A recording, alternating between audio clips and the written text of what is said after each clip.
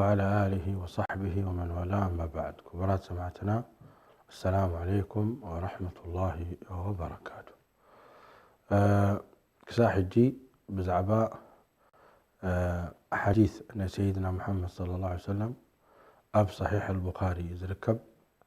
شرح نقبر لنا. هذا شرح زلما كبسيرة النبوية عند قدحنا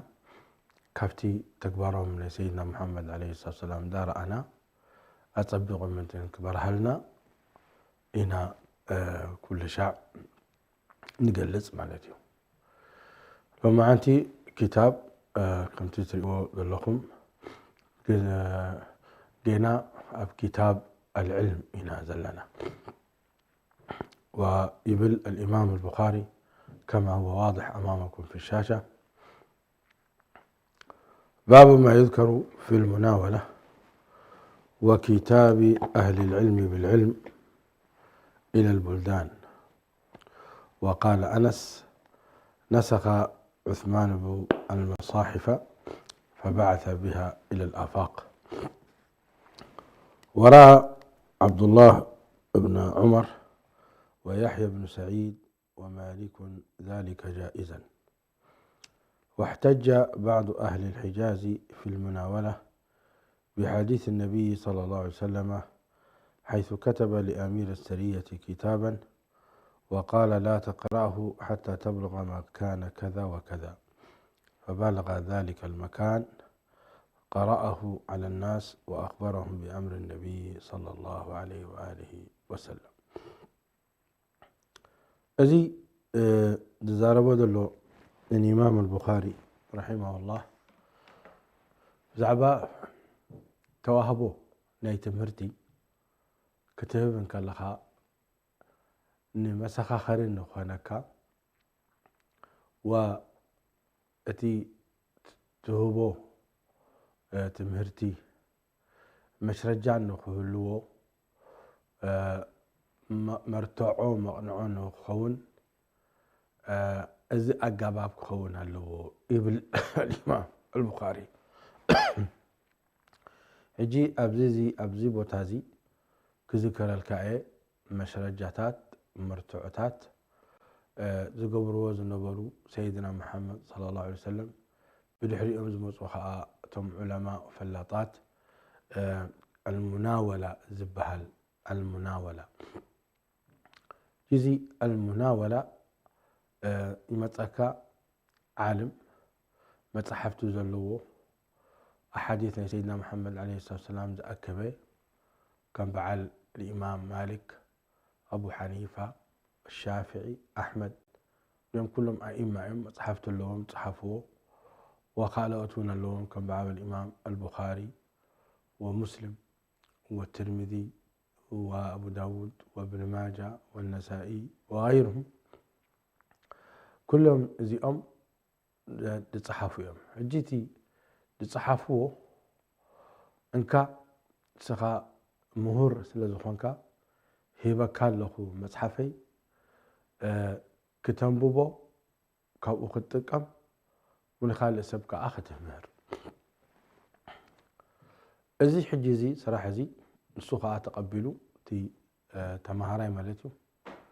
انبيبو بو سريحو نخال تمهرقا يمهر. هل ازي قبول ديو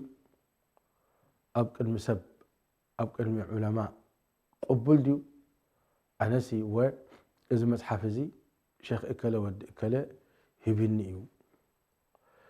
يمهركم كأله كتب القبول ديو هو ملسي إذا نجرزي قبول إيو بوهاني بزحات علماء سريحة منهم كأوقع قبلك نزي من رقاقت مسرجة. قال أنس لك أنس بن مالك مالتيو نسخ عثمان المصاحف فبعث بها إلى الآفاق. يعني قدفدو زربان سيدنا محمد صلى الله عليه وسلم حتى قرآن كريم مسأكبوه كابتفل عليه سب قرآن كريم كله تصحفه أي وردا كاب رب العالمين زيها فلطة قبعنا تايدا أبلب سيدنا محمد عليه الصلاة والسلام سفيره وسيدنا محمد صلى الله عليه وسلم لما نحل سبأي بملؤ أي مهارا نزيئة مهيرو نزيئة كأ مهيرو نزيئة دما مهيرو كان بعل زيد بن ثابت و أبي بن كعب وعبد الله بن مسعود فزيئاتهم بتفعل الجزء قرآن أحفظهم سيدنا محمد صلى الله عليه وسلم فزيئهم فلاطات كونوا كله قاليهم كأ بزبن عثمان بن عفان إن قرآن كريم كبن كله معلتي كابتفعل عليه سبي أكبوه صفون كله كابتفعل عليه سب جي آخر آية أو آخر سورة مس ترفتهم أبحنت سبيتي أبلبا قرآن كريم حفظها لسنحد حنت سورة وسيلهم مالتيو بخمزي قرآن كريم كامل تصحفوا فأتي قندما نقر كتصحفهم كله أبلب سيدنا محمد صلى الله عليه وسلم أيه تصحفوا راح لجزء كنات مستلع عليه 7 قفتم حفاظ قرآن كامل مسمته بعرف ريحهم صحابة وأمزلوا قرآن كي تفعلنا إلهم إذن جلزي سريحهم حجي قرآن كريم مستصحفه قدم كم حجي زلو عبيتي فابريكاتات نحاده مصحف شح شع كلتا شح 10 شح 10 شح 100 شح دقاقم وراءتي أين بران تايدا حنتي صحاف كلا بإيدهم يمزقوا الحوان يرم والقرآن كريم بإيد صحاف نيرو قبل بسب مس أكبوه إن خبازه هو كله بإيد صحاف نيرو اليوم أب قربة صحفوه حنساب كا أب وراءته صحفوه سب لما ترك صحفوه خمسة تاتي نيرو اجي سيدنا عثمان بن عفان قرآن مسأكبه كلتا 3 نسخة أب تفعل عليه عدتات كأ لإخو جيب زنتايب لكالو نسخ عثمان المصاحف فبعث بها إلى الآفاق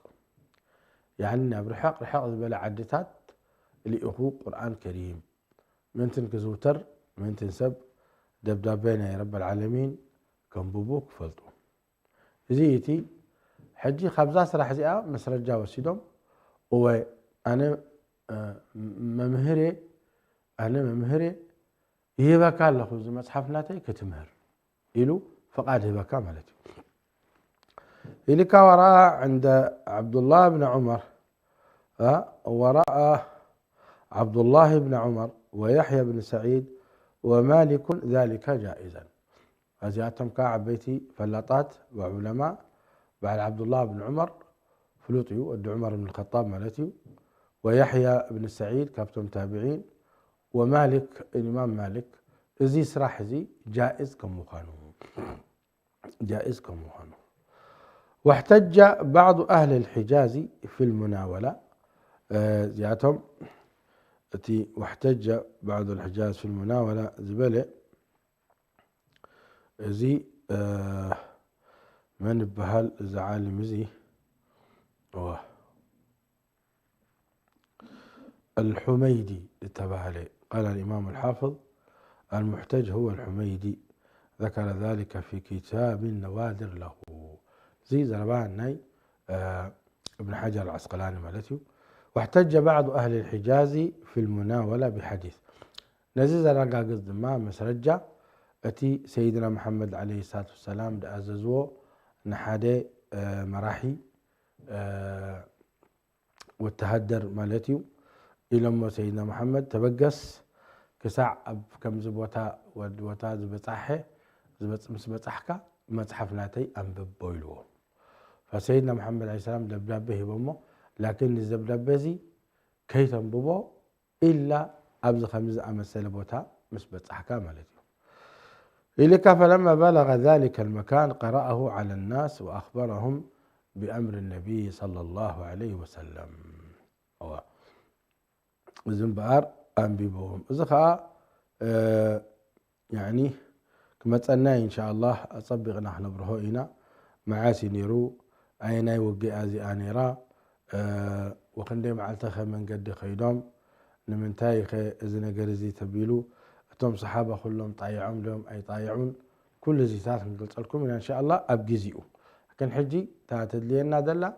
أن سيدنا محمد عليه الصلاة والسلام نسب أيزي هيبو مو فقد دبدابة خنبب أب كم زعم مسألة بوتا جي قبل جزي ون مشايخنا وعلماءنا نعناون هيبو منا فقد يعني كتاب كتب السنة كله أنبيبنا نسبك آخر مهر أمز حج زي قناة سلام كوينة زي مهر دلخو أتم مشايخنا تي أفقد ملهم جي أنا سند كمان وسيلة سند مالت سلسلة أشمات زلوق ساع سيدنا محمد صلى الله عليه وسلم كتاب سيدنا محمد صلى الله عليه وسلم شمم أبتم كاب صحابة نب تابعين كاب تابعين كم من دابلة قساع زي زبنا هنا دمتسه أب تمزجبنا لنا مالتيو والحمد لله زي عبي شرفي وأنا خاء مسايد تابعني أب قناة سلام دماني مهور الحلقينو يعني تمهري أنت لأخوينو كتاب والسنة قبل جامعات تخرجي ومعاهد دينية وحلقاتني علماء نحرب بالخاء أنا خاء نعو إجازة يهوب لكم مالتي هجي آخر إجازة لوصدكو كاب شيخنا الشيخ علي بن محمد الحميدي اتبهالي كاب سوريا أيو ونسوبن كاب توم مشايخو خاء لوصده هجي أزي الشمزي كتنبوبون كاللخا فايدة يقولون أيكونان انتاي دا أولا نتي سنة النبي صلى الله عليه وسلم أزيدين هنا عن فلان يلو كم دمتع وتم نتراجع قصو رب سبحانه وتعالى ذهبهم يخون مجمريا قال أين قركاء تي بركة سيدنا محمد صلى الله عليه وسلم تشمكا أفتي شمم يركب مالتيو تشمكا مستي شمناتهم تمزجبو دلو أو يركب مالتي إذا عبي شرفي زي ما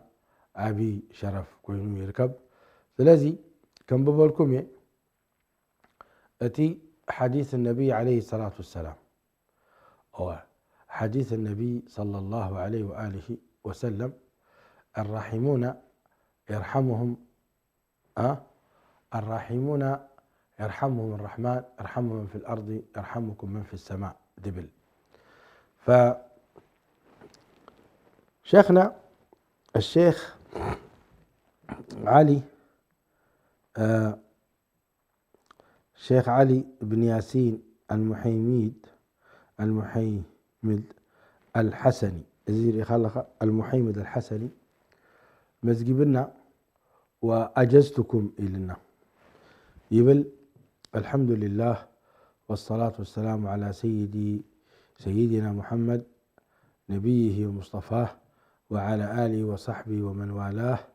أما بعد فقد سمع علي عدد من الإخوة الأفاضل والأخوات الفضليات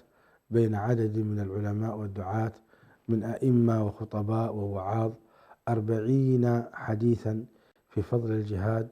واستجازوني بروايتها خاصة كل حديث بإسناده إلى النبي صلى الله عليه وسلم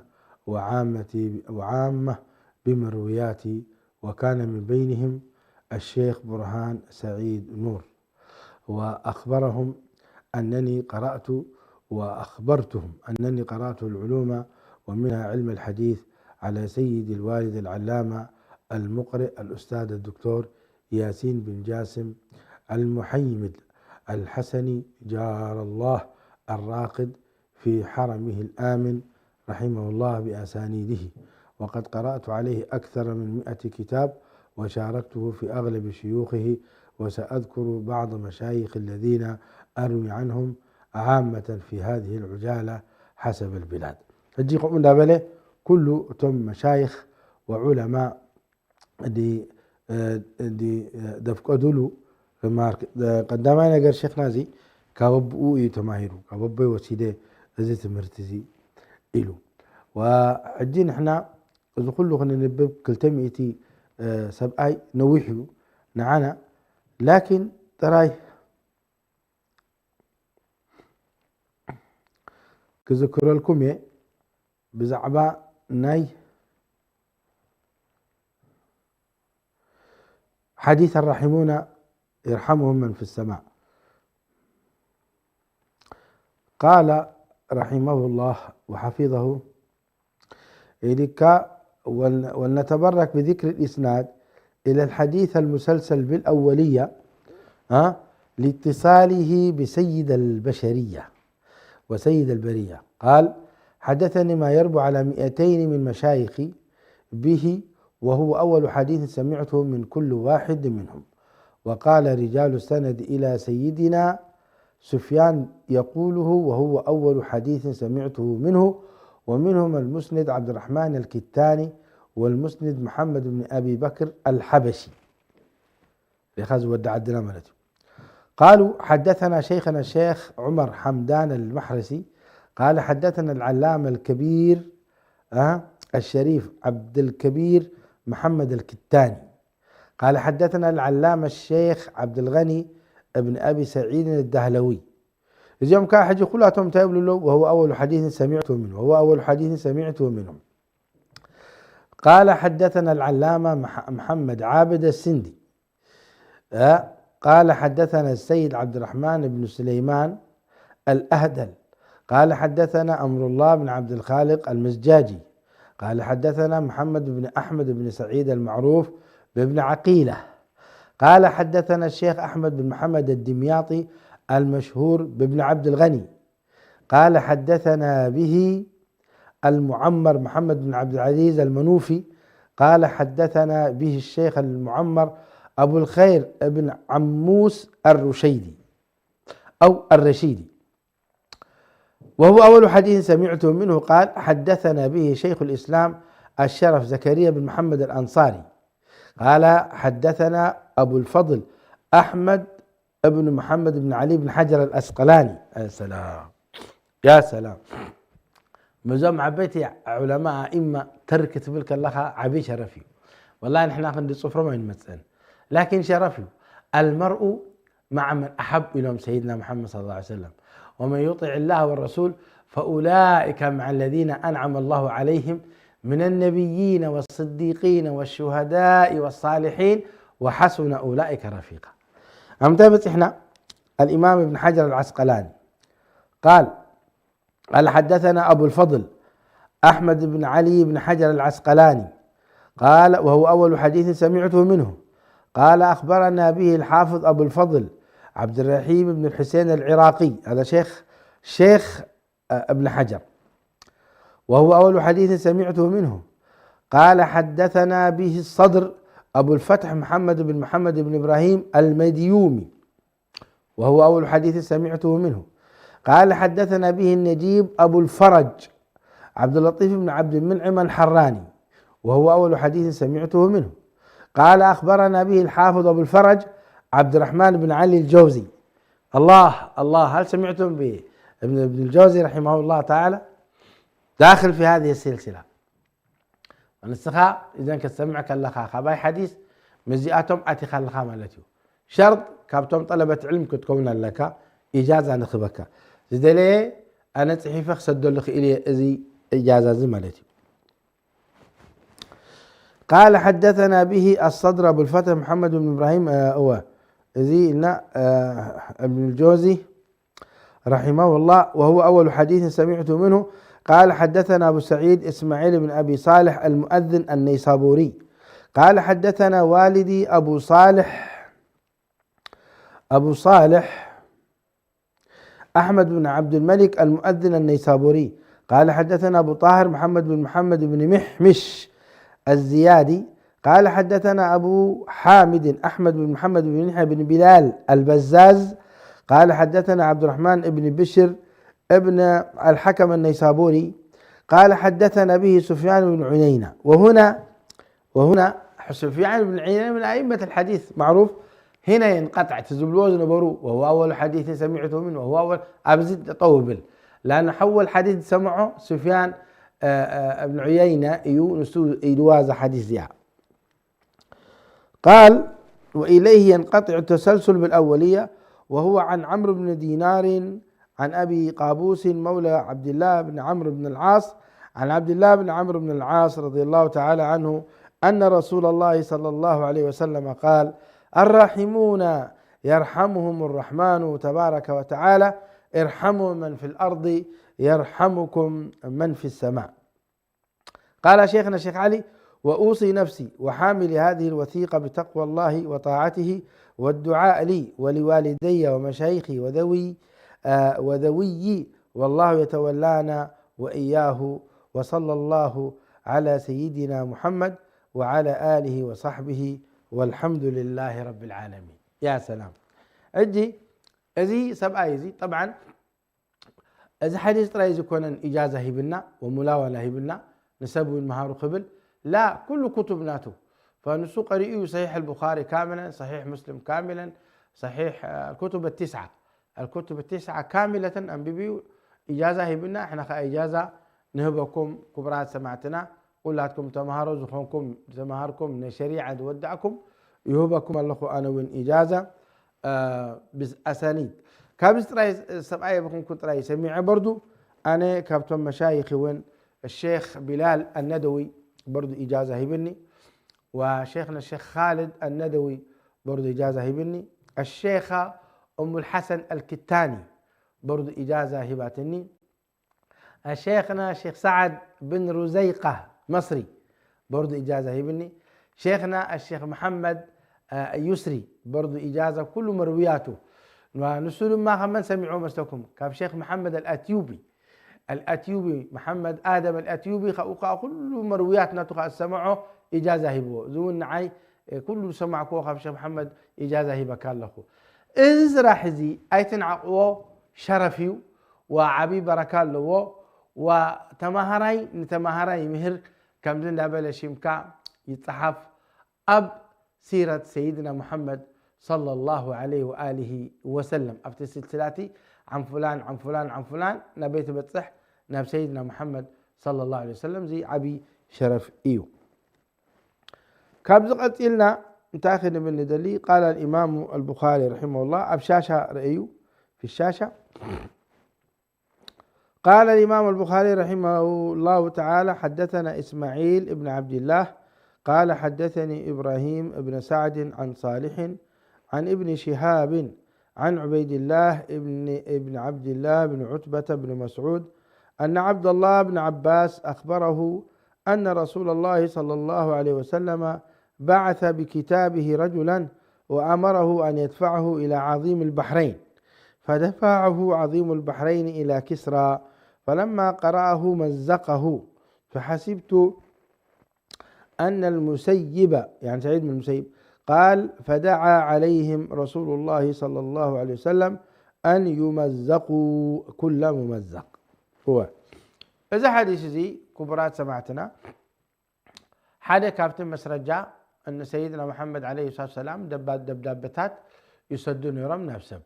كم تم علماء دماء تم صحفت الصحف وخاء نسب كأ يعدلوا كسابنا بنا بتصيحوا نخان عخدكم إجازة خان هو بكم لنا ملتيو إذا يتم مشرجع. لكن إذا حديث زي سيدنا محمد عليه الصلاة والسلام بعث رجلا إليك، إذا رجل زي عبد الله بن حذافة السهمي تبه له سبأيو عجيب زخونة كابتم صحابة رضوان الله عليهم يعني لبام سبأي حكيم زخونة وقراز شجاع حريوم سيدنا محمد عليه الصلاة والسلام انت كخيد نب عظيم البحرين يعني نقوس دايم بحرين إذا عدي زي أن اشتي كابتي قدم يعني رأ سعلومي بن الله البحرين تبهل زاد زئا تابعة لتأشم يعني راه بخالة عدئة يعني تجزأ نيراه. كسرى عظيم الفرس مالتي وقيصر عظيم الروم. هجي إزي كسرى إمبراطورية عبي نيرو بتوانتي توم عبيت المنجستات فرس وروم يبهالو نيرم. فرس حجي إيران ويناتو زلا وروم ما بعد أمريكا بعد أوروبا بملؤ مالتي متى زي خاء مسأتهم كل عالي وأسلام كسعرهم وعرق أهل كبيون أزم فرس كتطفئهم نهائيا. لكن كستان اللو كساع عيسى عليه السلام دورد روم اللو أو عيسى مسورده كستان يطفئوا بجاك أسلمنا خالق هيمانات أب مريت أي ركبين إيو. نعم عيسى عليه السلام مسورده نزو كله هيماناتات بيجا دلو حتى زي مسقل كسبرئ مسقل سيرو بجاك حدا ربي نحد ربي أملكتكم ديتهوبو إلو خبيه. لكن إذا حديث زي سيدنا محمد دبداب بخد صحفهم كله عبد الله ابن حذافة السهمي لأخم سبع أيدي زانتو اقتنب بكلخا حدا جيجنا زخونا سبع أيدي. أولا حدا خابتهم قدامت أبسلم الناد أتوي إنيرو عبد الله بن حذافة السهمي قدمه هجرة آتيو وما سيدنا محمد صلى الله عليه وسلم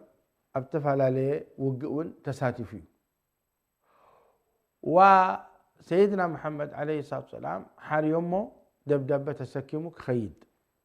رأي صوتاي كونن سفير نا سيدنا محمد عليه الصلاة والسلام تومك الله الأخ دبدبة نمن بسبعة كونن دول أخون يرم سيدنا محمد عليه الصلاة والسلام. فربعي بن عامر كله أخو كله كابتن نفعات جانو ينيرو. فأزيتات كتري كلها توم الأخات سيدنا محمد عليه الصلاة والسلام لبامات معروقات تررتي والرأس عتهم نيرم. أزيع عبد الله بن حذافة السهمي أب تماريخ نيرو بزبن عمر بن الخطاب. فحجي مستمرخه أتم أعداء الإسلام إلمه تملس كابتا هيمانتك قدف أب هيمانتنا أوتو إلمه إلهم بفوتسم كن قهلا كائنا إلمه قتلون إلهم بزي قد الشهيد كوينا موت. أما بتفعل عليه تطت غيرمولو آخرة إلمه إلوتي نقص نعي رئيسين دحرسي عمكاني نعخان نزوم كلهم تماريخهم دلو بصوتك نطع سدلكاي إلو رئيسخان دحرسي عمكا نعين حواتيين توصعنا أخا سعمكا إلو تراي بس أوصعنا نمبر نزوم كلهم تماريخهم دلو تمصوم كحواتي أنا تراي ليخون كسم حواتي سعمكا إلو سعمو هدي رؤسهم السعمو خلاص أتي لسعره كونوا تسمعوه وتعبيد كونوا تسمعوه نخلهم ناس عيلهم. عبد الله بن حذافة السهم السبع أي جنازي ناب مدينة منورة مستملة عمر بن الخطاب إلو نسخة بطعم الجناز سبع يخا وأنت نحوات كاسلام كتب رئيس الكافر يزيد سعمك كل هنا جديت أخونا النار استخا خنسع مكة وأنا أمير المؤمنين أول واحد تبقي سخسع مكاير سخائلو بريلو سيدنا عمر رؤسو سعيون لكم عبد الله بن حذافة السهمي. بطوت ناي سيدنا محمد صلى الله عليه وسلم جقانو أمنيرم ولبامات أمنيرم وقراطات حيلتي أتلك يوم حريد كيوم ولا بزيتي أليخ كيوم كاب هايمانتهم دملو سينورون نمهر إريتراويان نهايمانوتنا خندبل كنك ألاس قبعنا نمهر حواتي في سبيل الله نحرموتك رب سبحانه وتعالى الفردوس الأعلى من الجنة يتوكى نعم. هجي إليك فكتب بعث بكتابه رجلا وأمره أن يدفعه إلى عظيم البحرين، فدفعه عظيم البحرين إلى كسرى ملك الفرس، فلما قرأه مزقه. كسرى نزي مسببة تدبدب رزق أبيلو دربيوه. وفي رواية ابن خالد دبدب ريو أبحوتيوه. فسيدنا محمد عليه الصلاة والسلام رقم أمه اللهم مزق ملكه لك. وفعلا سبحان الله أتي نقصد نتناتو تفي مالتي وحوأتي وم ننح الحلم تقاتلهم. بزعما هذه تفاصيله أطبقنا أتم الأخات لسيدنا محمد كنديخم مخانم نبي عد خمس خلو بخميكتهم مرحتنا كال عدتاتو نتقبل أمم أطبقنا إن شاء الله كنقلتنا بإذن الله. لكن لما أنتي بتطوقني بلينا ترد إن قوة إن شاء الله تمرتي نحن تمهرنايو وبإذن الله سبحانه وتعالى. طبعا قبل حجي نقراكم نرى أتم وفود أن سيدنا محمد مسؤول كله معلتي كمي نيرم ومن يوم يستاذ كله ذكرنا نرى أبز مزل درسي بزعبانه سيدنا محمد صلى الله عليه وسلم تم الأخاد الأخم كن ذكرنا إن شاء الله بإذن الله. هذا خبأتهم زي عبد الله بن حذافة السهمي. وطبعا صحابة رضوان الله عليهم إنه فرس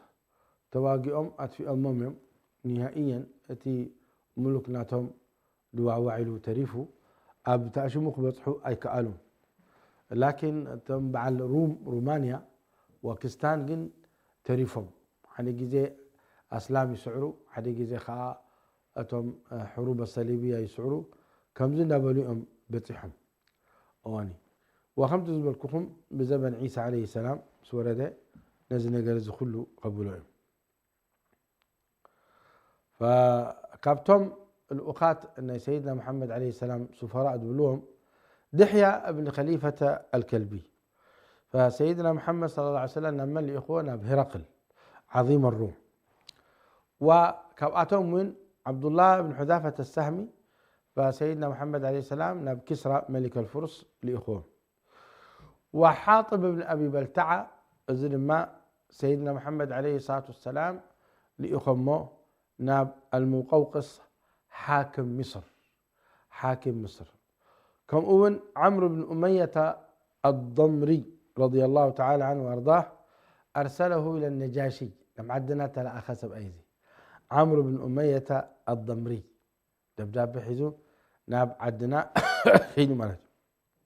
حمشاي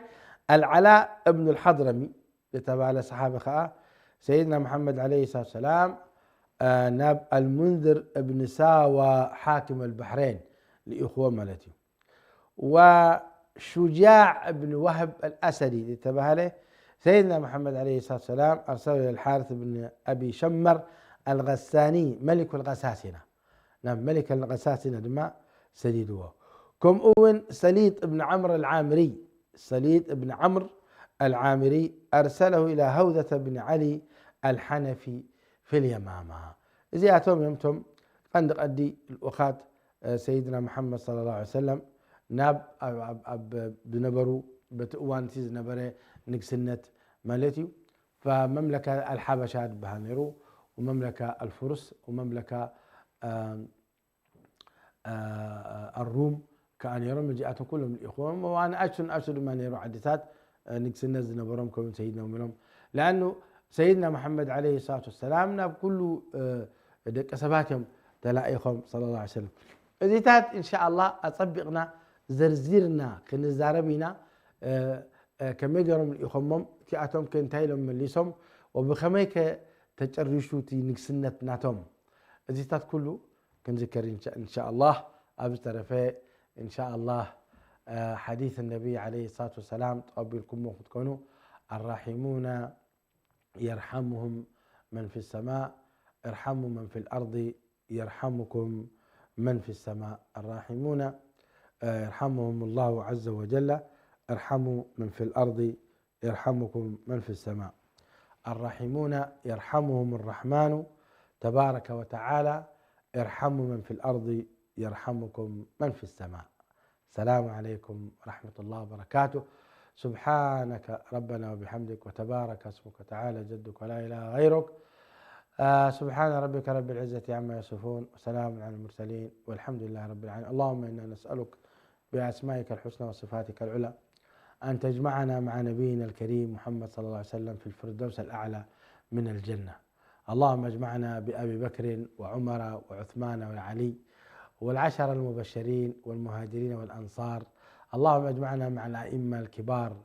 الإمام مالك والشافعي وأحمد وأبي حنيفة. اجمعنا مع المحدثين الكبار شعبة وسفيان وغيرهم من أهل الفضل والخير كالإمام البخاري والترمذي وأبي داود وابن ماجه والنسائي والدارمي، وكل هؤلاء نسألك أن تجمعنا بهم في الفردوس الأعلى من الجنة. اللهم اجمعنا